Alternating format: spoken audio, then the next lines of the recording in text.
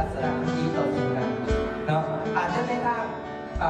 ภาษาเราสมัยเนาะโอเคสองให้สองสี่สบายดี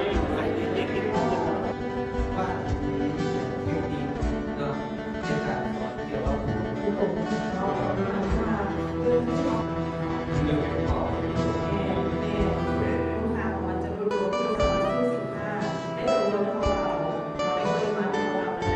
มองความภาคภูมิใจของเรือจะเป็นอย่างที่เขาเห็นได้นะครับ เนาะอาจจะต้องเล่นแบบว่าพอเหตุนะเนาะโอเคซึ่งในการ พัฒนาระบบขององค์กร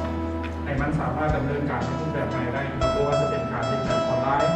หรือว่าการสามารถตัดต้นทุนที่เราจำเป็นเนาะเวลานี้เขาก็จะสามารถคำนึงได้เห็นว่าตัวใด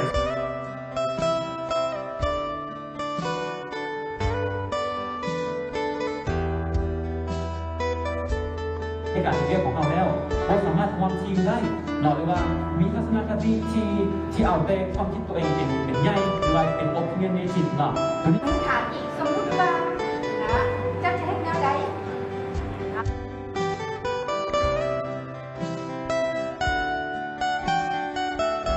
แล้วเราต้องเป็นผู้ว่านำเสนอหรือว่าเป็นผู้ดำเนินรายการหรือว่าเป็นวิทยากรในกอง เพิ่มความสะดวกย้อนว่าเราอยากจำแนกว่าผู้สอนเนาะผู้สอนนี่เฮ็ดวิธีการมันจะต่างกับผู้ความสะดวกแต่เขา รีวิวเรียน Google Classroom Chrome นี่ก่อน Drive คือเรามาทุกวงนี้ก็ต้องได้มีซีเมลด้วยกัน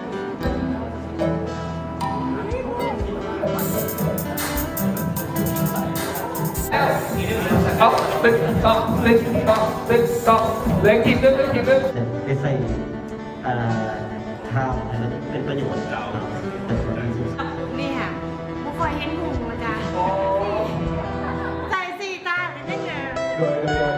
ซับวันนั้นโมโจมาบังอีก ขอจะเชิญท่านอาจารย์โบราณแสงไทยเนาะซึ่งเราเป็นหัวหน้าทีมเซียวซ่ากับสามีคนสมาชิกบริหารเนาะ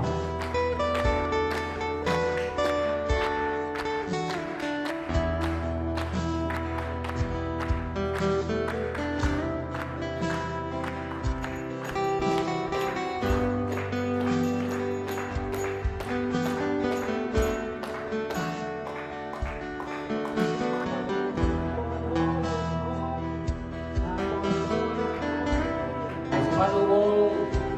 อยู่มหาวิทยาลัยแห่งชาติอยู่สวรรณเขตจับประสาทมีอย่างแดง